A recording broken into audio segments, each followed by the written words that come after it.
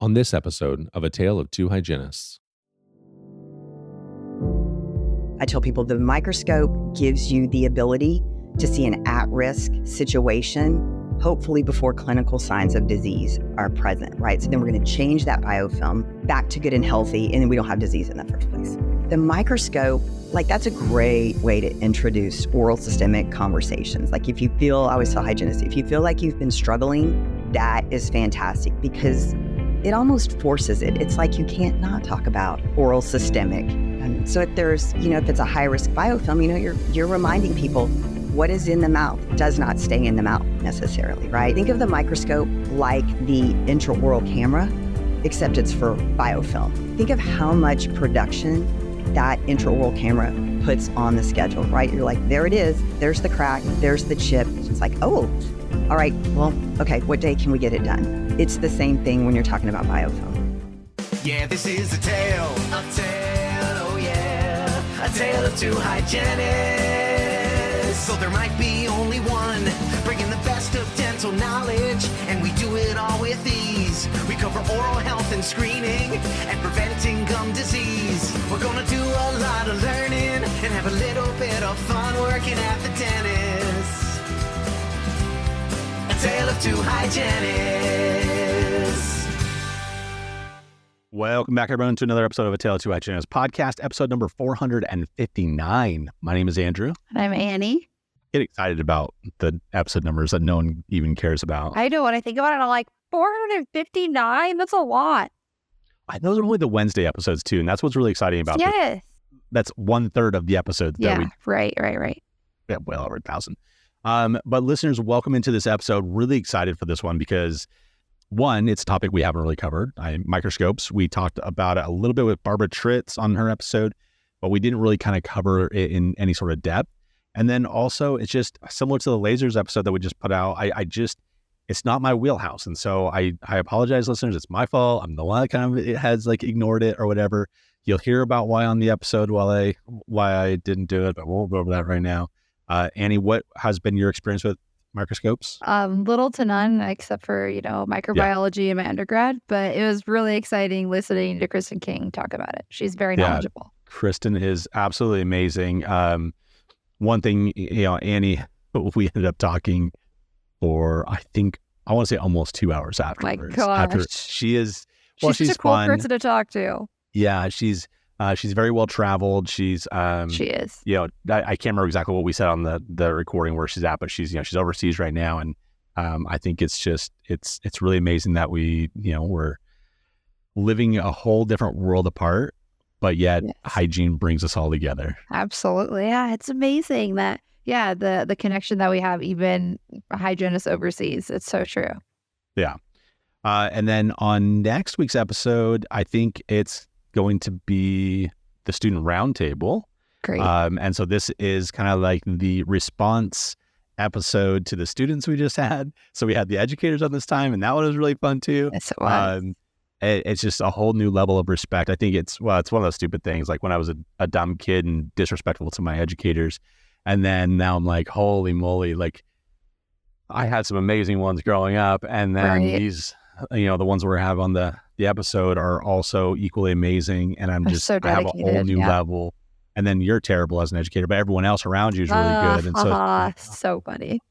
And so anyway, I don't know. I'm really excited to have that episode and kind of talk about some of the things that, they work on. It's a whole different aspect, the way that they involve the community and the way that they really get their students to be next level, hygienists. So prepared. Yes. I mean, I just wish all the educators would just take a page out of their playbook and let's just really elevate the whole entire dang profession right from the get-go. The foundation they lay for their students is pretty amazing. And maybe we'll go into this next week, but I have a little bit of a gripe sometimes with some of the entitlement that I feel like the younger generations have had. So true. And I don't think that the students on their program are going to be any sort of entitled whatsoever. I think they're going to be open to learning and all that kind of stuff. So anyways, sorry to go on a rant about blah, blah, and Mr. Andrew, the negative guy, but I'm really excited about what they're doing. So next week, y'all are going to really enjoy that episode. And then we just recorded an episode with Sue Scherer again this time on pregnancy. And that's going to come up in a couple of weeks. And so we have a really good lineup for you all coming up. Yeah, make sure you guys don't sleep on it. The one thing we need to ask, though, we have to ask the help of you all. Look, if you're listening to this intro and you have not left us a review, I know it's so stupid when people always ask, can you just give me a like or give me a review? Like, it's really important if you'll leave us a review.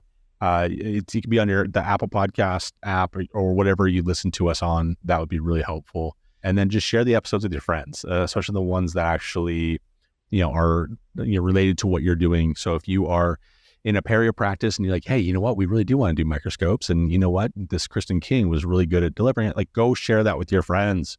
Yes. And so that's kind of our big ask for this episode. It's been a long time since I think I've asked for that. So Absolutely. that'd be good. What else is going on, Annie? Anything else? Nothing else right now. Oh, well, Halloween's coming up. Halloween is on coming up Thursday. tomorrow. Yeah. Yes. I'm wearing a Halloween sweater. It has golden retrievers on it. Very nice. Very nice. Well, and so I can't tell you how many pumpkins I've carved up over the years. And then all this like new thing that you see on like TikTok or whatever is like, hey, slice the bottom off the pumpkins and then carve from underneath. And then you don't have to worry about like putting your hand in the hole, and it just gets so much easier and better. I'm like, oh, yeah, dumb. but it takes but it's like the whole experience. You gotta like get in there and kick all the guts out and everything. All of the hygienists listening to this are like, Annie, we're about efficiency here. We don't care about that. But honestly, I don't know. Why did I think of that as far as like cutting out the bottom and letting it all fall out? Like, why didn't I think of that? Right. Like it's beyond me why that wasn't a thing that was ever It makes sense. But anyway, so happy Halloween, everyone. I hope you all are doing good. And we'll catch you on next week's episode. So enjoy this one with Kristen King. A tale of two hygienists. Listeners, welcome into the interview portion of the podcast. Joined today by Kristen. Kristen, thank you for making the time this evening for you, this morning for Annie and I. Yes. Thank you for having me. Okay, so first of all, let's get the, elephant out of the way here. I know the listeners can't see where you're at. It's a dark room. You are in Thailand right now. Tell us just a quick little summary of your life and how you ended up in Thailand before we get into talking about microscopes. So yes, I'm in Bangkok, Thailand, and it is 9 p.m. here right now. So I'm in like the guest room, like you said, just kind of hiding out while the rest of the family's like getting ready for bed. How did I get here? My husband's job brought us here. So with his job, we have the ability to move around. So we've lived abroad before. I really enjoy it. And when this opportunity came up, I've never been to the East before. And I was like, yeah, okay, let's go.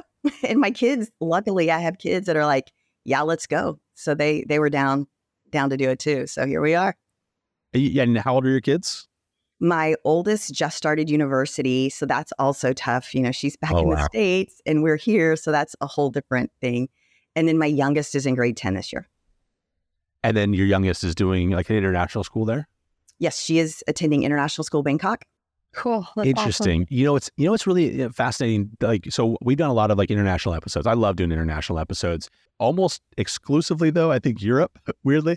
And we've had a few people that have done, I think maybe like North Africa and Middle East. Like but just a couple of them. Most people are in Europe. And when we talk about the logistics of, being a hygienist kind of abroad, it's very difficult sometimes to find a job unless it's the job that takes you over there. There are placement companies and stuff that do exist and say, hey, come be a hygienist over here. You're currently not practicing, right? That's an impossibility at this point, correct? I'm not clinically practicing hygiene here, no. But tell us a little bit more about your passion behind microscopes, though, and how you kind of evolved into taking this knowledge and your love for the profession, and then just like, oh, I gotta still, keep my fingers in it somehow. So years ago, when I was introduced to the microscope, it was an instant love affair. For me, I loved it. Patients loved it, which is kind of also why I loved it. Like they really, really leaned into it. So at that point, I was always like, I was like, why haven't I been using this all along? Like, why haven't I heard of this before? Why isn't everybody using one? And then just as I used it longer, I was like, you know what? Really, like I felt like I just wanted to share the information and people can, take it or leave it. But I was like, I just wanted to let more hygienists know, hey, did you know this cool thing is out there? And to me, it just really changed the whole hygiene experience. we doubled our days of hygiene. Like patients were so leaning in. Like it was this huge motivator to get treatment done if treatment was needed. They were like, yeah, it was this motivator to change behaviors as far as, all the things that go into changing a biofilm. So that's kind of what really seeing them get so involved and like engaged in their own oral hygiene and wanting to be well, that I was like, everybody needs to know about this. So at the time before I even left, I was like, I want to start doing this part-time. And then, it was, hey, we're moving. And I was like, well, this is a perfect time to just do it full-time now.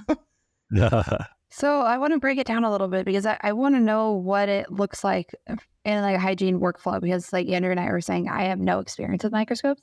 So how does it fit into the day-to-day like practice workflow? Okay, so it's a phase contrast microscope, and you have a camera on it, and then you shoot it to something for the patient to see. So it's not, the patient doesn't come put their eyes on the eyepieces like you're thinking, because you as a hygienist would give the patient a tour of their biofilm, so you're both looking at it. So it can be, some microscopes have a screen, attached to them, or you can shoot it to a screen like a monitor that might be on a mobile cart or a desk or a counter. Some people have, a giant screen mounted on their wall, and, everybody's looking at that thing. You can attach it to a tablet, a computer. So whatever the case may be, it's something for the patient to look at, and you're giving them this tour of their biofilm. So as far as the flow in the appointment, when the patient comes in, if you're going to get a biofilm sample, you want to get an undisturbed biofilm. So if you do any pre-procedural rinses or something like that, you want to get your sample before that. You want to get your sample before you probe. So you can like review health history. You can, take x-rays, things like that, blood pressure, all that good jazz, get your vitals. But before you do anything that really kind of gets in the mouth and is going to mess up a biofilm, grab your plaque sample. And that's what you do. You just grab a little plaque sample, and you want to go down below the gum line, right? Like I always tell people, you want to get like the deepest, darkest trenches. You want to get the good stuff. Or any place that you see obvious signs of inflammation, things like that. But get that, put it on the slide. And at that point, you can either seal it. It kind of depends on what you want to do. You can just seal it and then let it dry and look at it, like continue to work. And then you can go look at it. Or you can, it kind of depends on the situation. A lot of times I'll grab it and look at it real quick too. Like just instantly look at it. If the microscope is right there in your room, you can totally do that. And then you give them their tour of the biofilm, and you'll go, for instance, I tell people the microscope gives you the ability to see an at-risk situation, hopefully before clinical signs of disease are present, right? So then we're going to change that biofilm back to good and healthy, and then we don't have disease in the first place. So I always tell patients, we're going to look at it, and is it a low risk, healthy kind of protective biofilm? Is it a moderate risk, for oral disease and systemic disease biofilm? Or is it a high risk for oral disease and systemic disease biofilm? And I tell patients before we even, flip on the microscope, if it is high risk, if it's not where we want it to be, do not panic. We can totally change it back to good and healthy. So don't stress out. We'll just do it. Like we'll walk you through this protocol. We'll figure out what it is and kind of custom treatment to you. And we'll work on getting the biofilm back to good and healthy. So don't stress. So then you turn it on, and you just kind of start pointing out things to them and just describing what you see and describing what is the situation. And if it's great, you're like, good on you, rock on. You've obviously been doing something right. And then maybe it's moderate, right? And you're like, well, okay. And then, you're talking about, well, what are you doing each day? What tools are you using? What products are you using? What are you eating? How often are you eating? The microscope, like that's a great way to introduce oral systemic conversations. Like if you feel, I always tell hygienists, if you feel like you've been struggling, that is fantastic because it almost forces it. It's like you can't not talk about oral systemic. So if there's, if it's a high risk biofilm, you're reminding people what is in the mouth does not stay in the mouth necessarily, right? So, certain high risk pathogens that you might see, like one, for example, is spirochetes. They're really easy to see on they're probably the easiest to observe, right? They move a lot. You can tell patients, hey, look, there have been 6 different types of oral spirochetes found in dementia brains. So do with that information what you will, right? Like, I just want to ensure that your mouth is not ground zero for infection elsewhere in the body. So, but it's important to know with the microscope, you're not going to be able to tell the species. You're going to see like families of bacteria, but you're not going to know. If you need to know if it's AA, TF, TD, PG, you're going to need to do that salivary testing. You're going to need to send off for that DNA. I was just going to ask about that. I was like, does this take the place of a saliva test? But I'm glad you clarified that. No. It's a great way if people are hesitant and maybe they're not wanting to move forward with that salivary testing. It's a great way to go, ooh, wow, there's some high risk stuff on here. I really think that we probably should go ahead and find out exactly, what's backstroking through your biofilms. Are you doing this on every patient that walks in, like in your chair? Yes. Okay. And it does, it's up to the office, right? Kind of whatever they want to do. But yeah, especially once you start using it, you feel like, no, I have to use this on everybody. Right, because you can see it. Right? You're like, well, and that's the deal too. They're so motivated. Like they are leaning in. I felt like there's always 2 questions. The first question is, oh my gosh, is that in my mouth? If it's a high risk one and you're like, yep, we're both looking at it. And then the second question, again, if it's high risk, they're like, well, how do I get rid of it?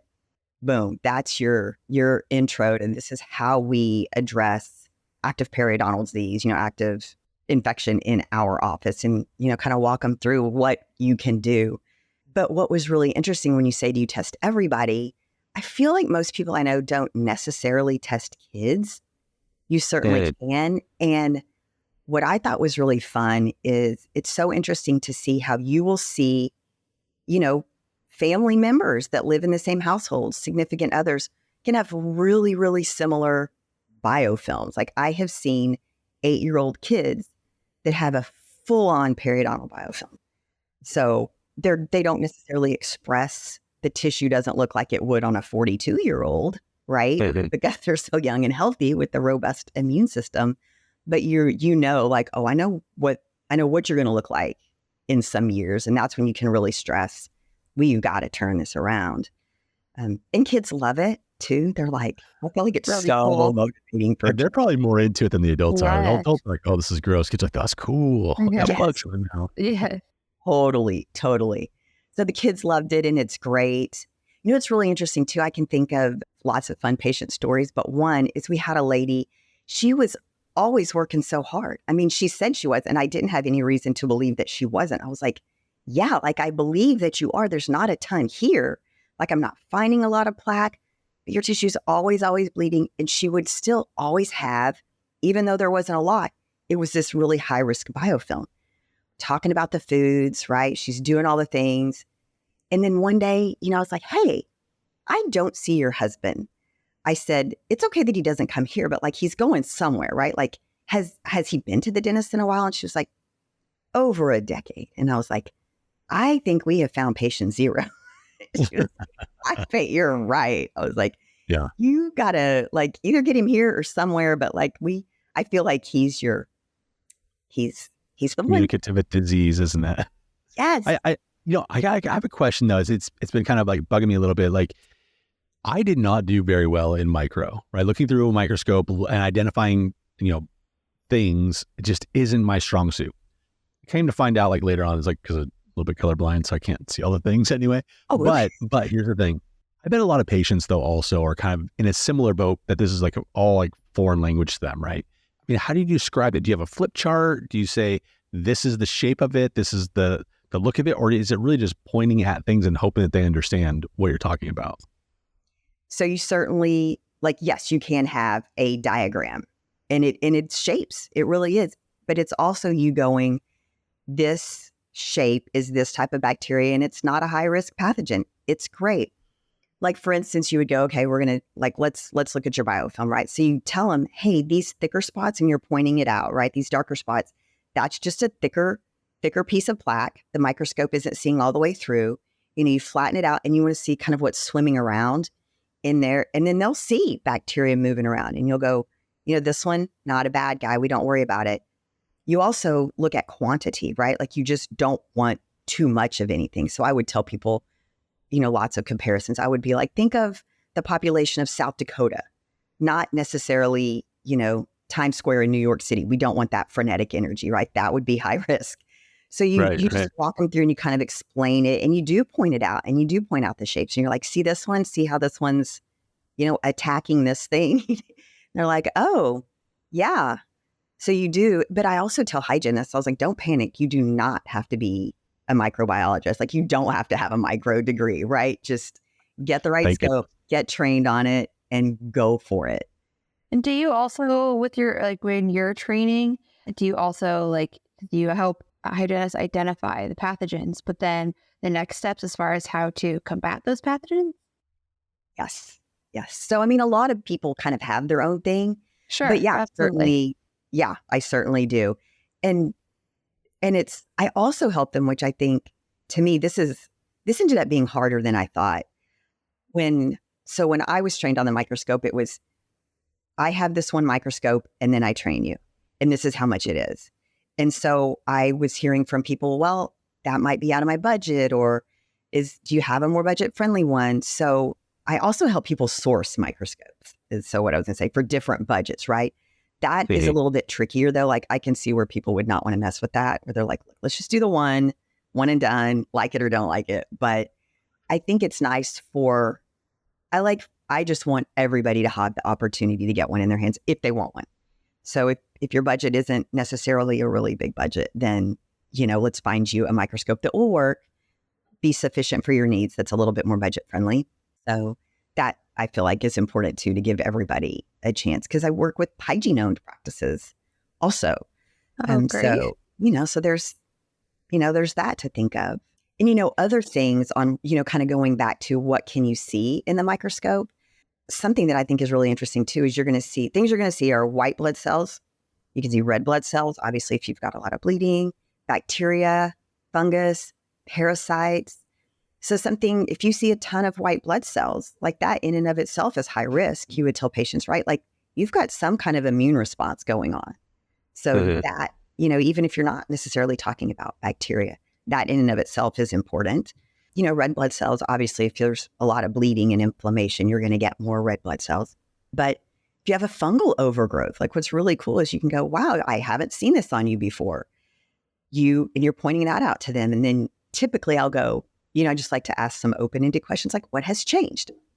What have you done differently? I feel like most of the time with patients that have any kind of, yeast overgrowth, they're coming off of antibiotics. So you can go, oh, hey, here it is. And then a lot of times you can go, it's amazing to play around with, well, let's just double up on some oral probiotics and see what that looks like. Super fantastic. It looks really good. So that's just cool that you get to see these trends and these things that you notice too, like what works and what doesn't work. One of the first things I noticed after looking at slides is that people that use sonic toothbrushes tended to have healthier biofilms than those who didn't, which I was like, oh, right. Like, so you read science from, I don't think that's new information. I feel like there's some science behind that from a long time ago, but it was really interesting to be able to see it on the microscope. pH changes are huge. Like, you're going to have those conversations when you're talking about manipulating biofilm. You must talk about pH. I feel like get a microscope and all of a sudden you're going to be talking about the Stephen's curve again. Like, you remember you went back in hygiene school, like you thought that was. I don't remember Stephen's curve. I'm like, sure, I know what you're talking about, and I have no clue what you're talking about. I was like, hold on. And I got to look this up again. And just products that you use and what is their pH, and things that you eat. What's that pH? How long did you, go in between eating? It's really fun. Like, is the higher risk microbiome, like, is that associated with a lower pH or a higher pH, or is it kind of dependent on kind of what we're looking at? So your more acidic tend to be your more pathogenic. Yeah. So I tell people we need to aim to be neutral, slightly alkaline for a really nice, healthy biofilm.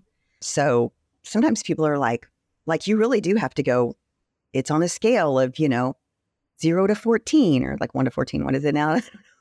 But it's, the 0 to 14 scale, 7's in the middle.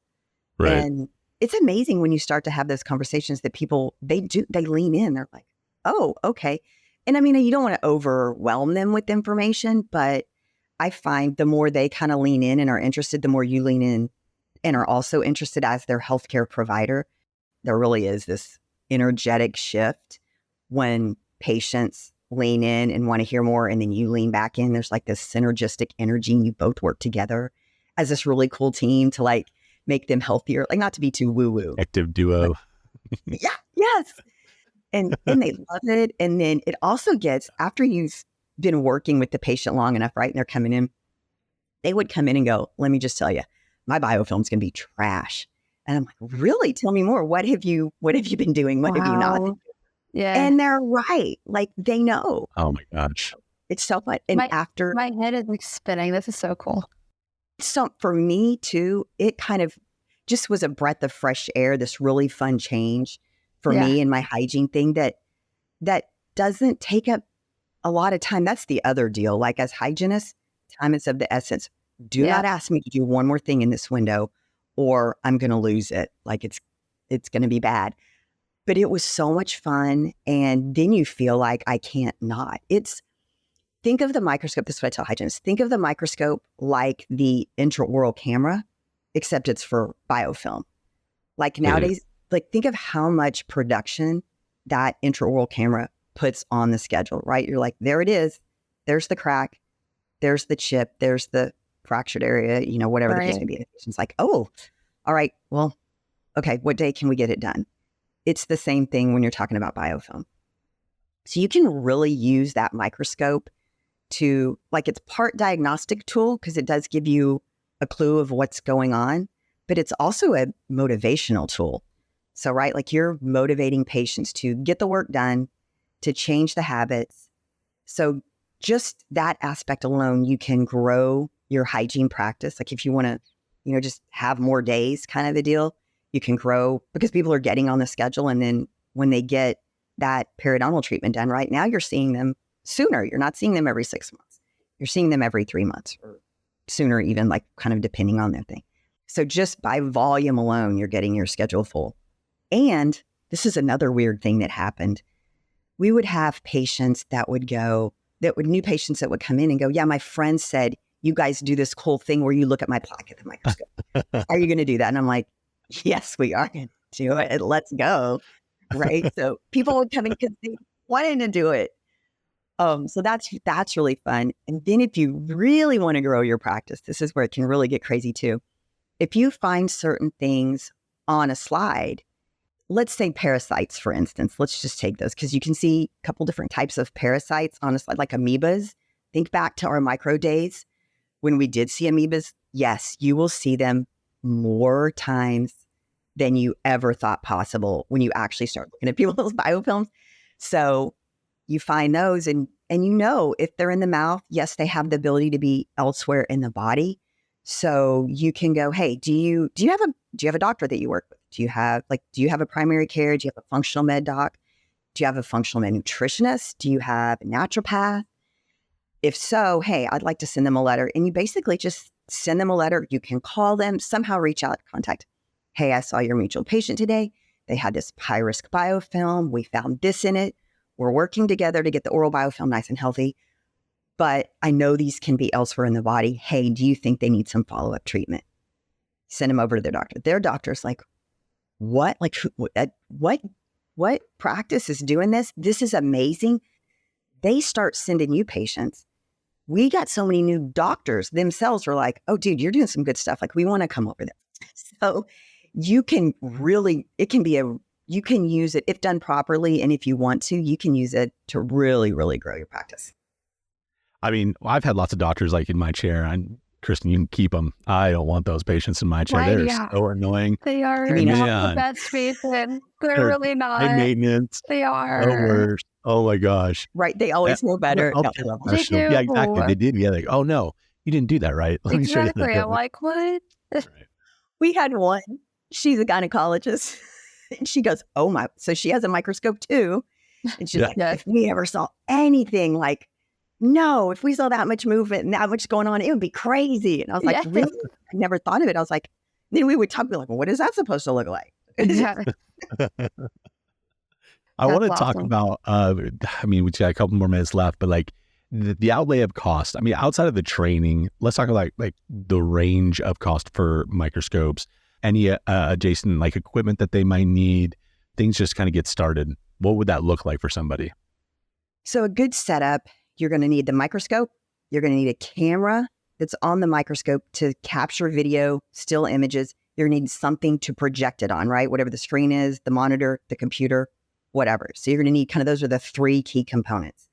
I've seen the whole setup be under $2,000. I've seen it. There's one that is amazing. It is a microscope. It's way more microscope than you would ever need in a dental practice. So let me be clear with that. But it like comes with its own iPad, does airdrop videos to the patient. It's Whoa, amazing. that's And amazing. that thing's like, I think 9-10 grand, right? So you've got the price of that setup. You have the price of the training. I looked up today before I jumped on with you guys, I looked up what is the cost of a microscope slide and cover, 14 cents. Oh, So once you pay for it, right? And, we all that use the microscope love to joke that microscope pays for itself so fast, just like that intraoral camera, right? Yeah. So, I always tell people microscopes are kind of like cars. You need one to get you safely from point A to point B. But do you need one with air-conditioned seats and heated seats, right? Like all the backup camera. So that's where some different costs can come in also. So you can get in relatively, especially I tell people when you're looking at, there's some really high equipment out there. So I was like, I don't feel like, $5-6 grand, even for a nice mid-range is a really nice one actually, is that just because I feel like I've seen how much they pay for themselves. sure. Oh, of course. You're I'm gonna just want to, over here, like, I work with students and I'm like, how do I connect the microbiology department and the students? I'm like, I need to get the students like using this. Like, there's so much opportunity there. Like, my mind is like, my wheels are turning. yes, and yes. Like 100%. I reached out to my daughter's school last year. It was at the end of the year. So they're like, let's circle back around next year to just see like, hey, do you guys want me to come in and just show you like, did you know there's stuff living, in your mouth, like all that, and just have a fun day with, the microscope. Yeah. Oh my gosh. And then meanwhile, your kid's like, oh my gosh, no, that's not mom. That's not. Totally. She's the Mom. weird bug lady in people's mouths. So allotment for training time, how long does it take to train? What's the average cost for a general type of training on a microscope? So you can do it in a weekend for sure. Because I feel like people are busy, right? Like people have things to do. Time is money. Yeah. Every time taken away from production in that chair is a big deal. So you can do it in a weekend. I will certainly come in person, but I have an online course. And I did that for a couple of reasons. One is, so the way we did it is my boss, who is amazing, we get the microscope, we hire someone to come in and train us on it over the weekend. It was phenomenal. But then when that person leaves, like everybody better have taken good notes. Yes, you can hit them back for questions, but like, right, you're like, okay, so there was that. And then the cost of, she flew her in, paying for hotel, paying for food. And this was years and years ago. And do you want me to give you like numbers? Is that okay that I say out loud? Yeah, whatever you feel comfortable giving. Yeah, sure. Yeah, I was like, and this person was $5,000. They delivered, don't get me wrong. But when you invest, 10 grand on a microscope and you've got somebody now training everybody in your office 5, so you're at 15, which is, again, still like everybody's budget is different. But then when you go to hire on a new team member, if it's a hygienist, who is going to train the hygienist? It's the hygienist that's already using the microscope. Well, right. Okay, that can get tricky too, because again, you're trying to produce. You're not wanting to not help that hygienist, but you're also trying to still produce. So an online course to me, I was like, that's perfect for people who, especially after 2020, with all the people, a lot of people were like, well, couldn't travel. And then some people were like, I don't want to do that anymore. Yeah. When we could have conversations on flights that are delayed and canceled and Yeah. We will have those conversations offline in just a little bit, but don't you get me wrong. But yeah, you're right. It gets crazy, it gets cumbersome, it gets like chaotic sometimes. Cost-wise, though, for like an online course, is that much different than the 5,000? Let's fly somebody in. Yes, like mine is $997. So mine is $997 for that online course, and it's yours to keep. And then as I tweak it and play around with it, you like by virtue of having it automatically get those updates every time you log in. So I like that as far as you have a person, you have your new team member, and you're like, hey, you go through this coursework first, please. And then when you show up, obviously I'm here to like help you tweak it and do all the things, right? But they've already got some knowledge base so that they're ready to roll. They're not going in totally blind. And it just seems like it's a smoother transition. And the other thing that is important, I think everybody in the office needs to know about it. The front needs to know about it. They don't have to know all the intricacies, but they need to know, like I like to prep a patient. Hey, don't forget, like there are a group of hygienists that are like, don't brush your teeth before you come in. Like I tell people, do what you normally do. If you don't brush your teeth at 2:00 on Tuesday, don't brush your teeth at 2:00 on Tuesday because you're seeing me. Like I want to know what's really living in there. Like it's information for us. So, you can tell the patient first thing in the morning, like do whatever you normally do in the morning. Don't do some crazy exotic routine just because you're coming in, because we want to see what's really like, don't dispose of the evidence. We want to know what's there. Right. No, that's really good. So, Kristen, so here's my own personal thing is like, I love when teams do train, on the similar thing. I don't love when they train at the same time because I want them to have, it's like CPR courses. You get your group of 25 of in there, and some people are screwing around over here. Some people aren't paying attention over here. I would love for individual care and people like to, pay attention to the course. And so I like the idea of having an online version when it's like, I can sit down, do my own thing at my own pace and do my stuff. I'm really sorry we're short of time. If someone wanted to reach out to you, if they want to find out more about the course, if they want to just ask you follow-up questions about this episode, how might they find you? They can go to dentalreveal.com. That's my website. I'm also on Instagram. That's kind of where I hang out a lot. Is Kristen King Dental Hygiene. And we'll put links, of course, to that in the show notes. So, Kristen, thank you so much for being on. Thanks so much, Kristen. Thanks for having me. Yeah, this is a tale, oh yeah, a tale of two hygienists. So there might be only one, bringing the best of dental knowledge, and we do it all with ease. We cover oral health and screening, and preventing gum disease. We're gonna do a lot of learning, and have a little bit of fun working at the dentist. A tale of two hygienists.